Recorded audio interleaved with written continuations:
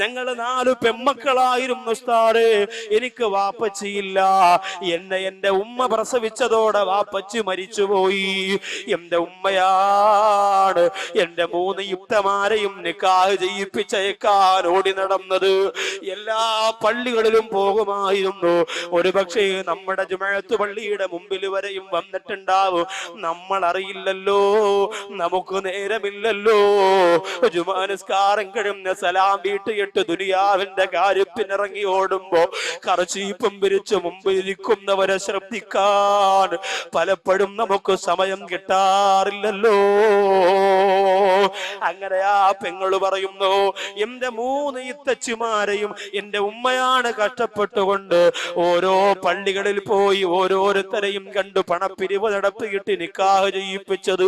അങ്ങനെ എന്റെ ഉമ്മ ഒരുപാട് കഷ്ടപ്പെട്ട് ജീവിച്ചവരാണ്. നമ്മളൊക്കെ രാത്രി കിടക്കുമ്പോ ഉമ്മ അടുത്തു വന്നിരുന്നു പലപ്പോഴും കരയാറുണ്ട്.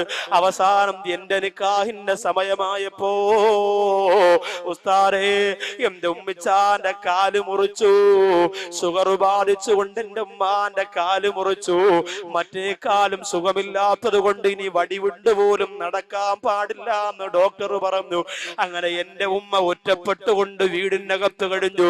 ഉസ്താദേ എന്നും എന്റെ മുഖത്ത് നോക്കിയിട്ട് ഉമ്മ പറയും, നീ ഭാഗ്യം കെട്ടവളാണ് പെണ്ണേ. നിന്നെ പ്രസവിച്ചതിന്റെ അന്ന് വാപ്പ മരിച്ചില്ലേ? നിന്റെ നിക്കാഹിന് സമയമായപ്പോ എന്റെ കാല് പോയില്ലേ?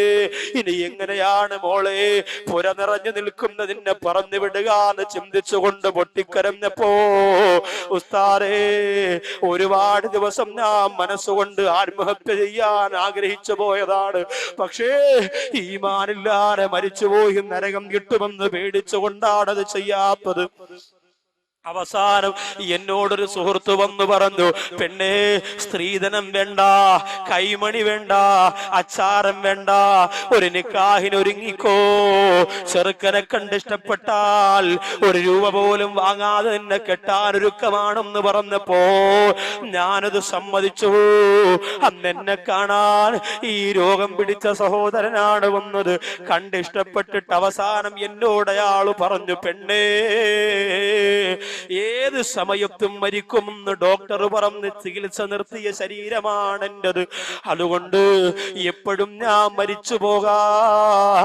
3 വർഷം വരെ ഡോക്ടർ ജീവിച്ചിരിക്കാൻ സാധ്യതയുണ്ടെന്ന് പറഞ്ഞെങ്കിൽ പ്രതീക്ഷയൊന്നുമില്ല. അതുകൊണ്ട് കുറഞ്ഞ കാലത്തിനിടയ്ക്ക് എനിക്കും നിനക്കുമാരി വിവാഹ ജീവിതത്തിൽ ഏർപ്പെടാ. ഞാൻ മരിച്ചാൽ എനിക്ക് വേണ്ടി ദുആ ചെയ്യുന്ന ഒരു ഭാര്യ, അള്ളാന്റെ അനുഗ്രഹം കൊണ്ടൊരു കുഞ്ഞിനെ തന്നാ എനിക്ക് വേണ്ടി ദ്വാരക്കുന്ന ഒരു കുഞ്ഞ്, ഇതാണ് എന്റെ ആഗ്രഹം. നിനക്ക് നിക്കാഹിന് സമ്മതമാണോ എന്ന് ചോദിച്ചപ്പോ ആ പെണ്ണു പറയും, ഉസ്താദേ എന്റെ ഉമ്മയോട് പറയാറെ, എന്റെ ഇത്തമാരോട് രോഗത്തിന്റെ കാര്യം പറയാറെ, ആരോടും പറയാറെ അള്ളാഹു ചിലപ്പോ രോഗം മാറ്റിക്കൊടുത്തെങ്കിലോ എന്ന് പറഞ്ഞ് കണ്ണീരോടെ ദുആ ചെയ്ത് ഞാൻ ആ നിക്കാഹിന് സമ്മതം മൂളി ഉസ്താദേ. അവിടെയും അള്ളാഹു എന്നെ തോൽപ്പിച്ചു കളഞ്ഞല്ലോ. 3 വർഷം പോയിട്ട് 3 മാസം പോലും എനിക്ക് ആ പ്രിയപ്പെട്ടവന്റെ കൂടെ ജീവിതം നയിക്കാൻ കഴിഞ്ഞില്ലല്ലോ. 3 കോടി രൂപയ്ക്ക് മക്കളുടെ കല്യാണത്തിന് ഭക്ഷണം വെച്ച് വിളമ്പുന്ന പണക്കൊതിയന്മാര് പഠിച്ചോ. ആ പാവപ്പെട്ട പൊന്നുമോള കണ്ണീരുണ്ടല്ലോ, ആ കണ്ണീരിന്റെ ശാപം നമ്മുടെ തലയൊന്ന് പോകൂല പണക്കൊതിയന്മാരെ.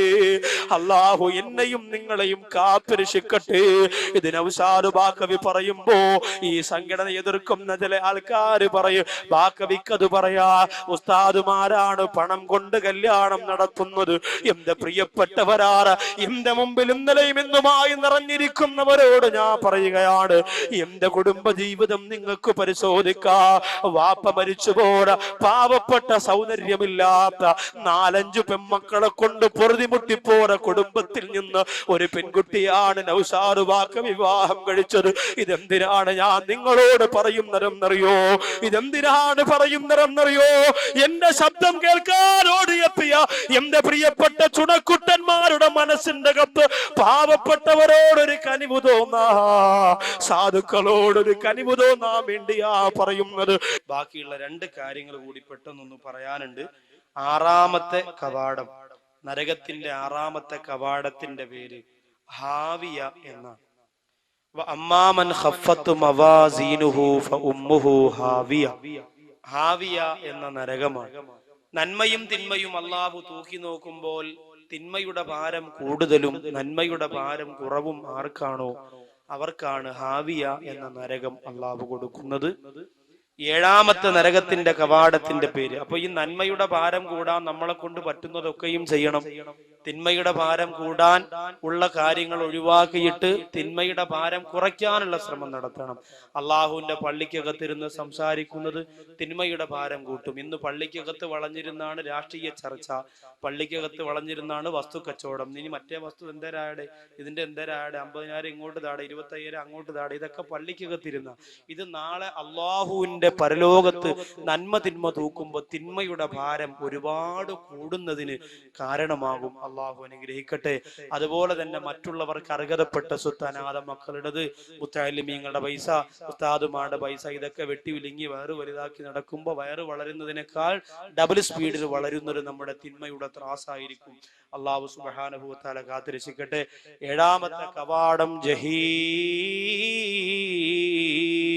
ഇലാഹി ലസ്തു ലിൽ ഫിർദൗസി അഹ്ലാ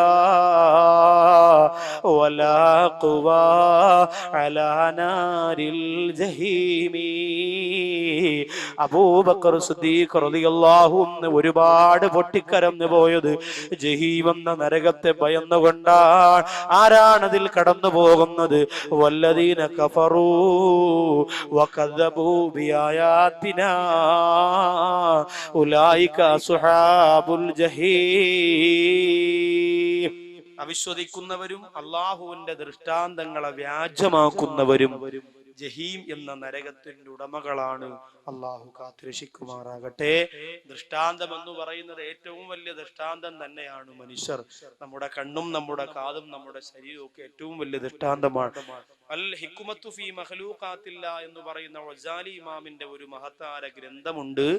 ആ ഗ്രന്ഥം പഠിച്ചാൽ അതിനകത്ത് കണ്ണിനെ കുറിച്ച്, കാതിനെ കുറിച്ച്, ഇമയെ കുറിച്ച്, കണ്ണുനീരിനെ കുറിച്ച്, ആകാശത്തെ കുറിച്ച്, ഭൂമിയെ കുറിച്ച് ഒരുപാട് ദൃഷ്ടാന്തങ്ങള്, അള്ളാഹുവിന്റെ ദൃഷ്ടാന്തങ്ങളെ വിശദീകരിക്കുന്നുണ്ട്. അതൊക്കെ മനസ്സിലാക്കുക. നാഥൻ നമ്മെ മനസ്സിലാക്കി നമുക്ക് ജീവിച്ച് അള്ളാന്റെ പൊരുത്തം വാങ്ങാൻ തൗഫീക്ക് തരുമാറാകട്ടെ. എല്ലാ സഹോദരങ്ങളും ഇരുന്നു കൊണ്ട് തന്നെ 33 സലാത്ത് ചൊല്ലുക. അത് കഴിഞ്ഞിട്ട് നമുക്ക് എഴുന്നേറ്റ് ഇൻഷാ അല്ലാഹ് ദുആ ചെയ്യാം. നാഥൻ സ്വീകരിക്കട്ടെ. സല്ലല്ലാഹു അലാ മുഹമ്മദ് സല്ലല്ലാഹു അലൈഹി വസല്ലം സല്ലല്ലാഹു അലാ മുഹമ്മദ് സല്ലല്ലാഹു അലൈഹി വസല്ലം സല്ലല്ലാഹു അലാ മുഹമ്മദ് സല്ലല്ലാഹു അലൈഹി വസല്ലം സല്ലല്ലാഹു അലാ മുഹമ്മദ് സല്ലല്ലാഹു അലൈഹി വസല്ലം സല്ലല്ലാഹു അലാ മുഹമ്മദ് സല്ലല്ലാഹു അലൈഹി വസല്ലം സല്ലല്ലാഹു അലാ മുഹമ്മദ് സല്ലല്ലാഹു അലൈഹി വസല്ലം സല്ലല്ലാഹു അലാ മുഹമ്മദ് സല്ലല്ലാഹു അലൈഹി വസല്ലം സല്ലല്ലാഹു മുഹമ്മദ് സല്ലല്ലാഹു അലൈഹി വസല്ലം. സ്വലാത്ത് ആരും ഒഴിവാക്കരുത്. ഇത്രയും പേര് ചൊല്ലുമ്പോൾ ഇതൊരു വലിയ സമ്മാനമാണ് നിബിധങ്ങൾക്ക്. ഇതിന്റെ ബർക്കത്ത് കൊണ്ട് നമ്മുടെ ദുആ അല്ലാഹ് സ്വീകരിക്കണം. അതിനെല്ലാവരും ചൊല്ലും. സല്ലല്ലാഹു അലാ മുഹമ്മദ് സല്ലല്ലാഹു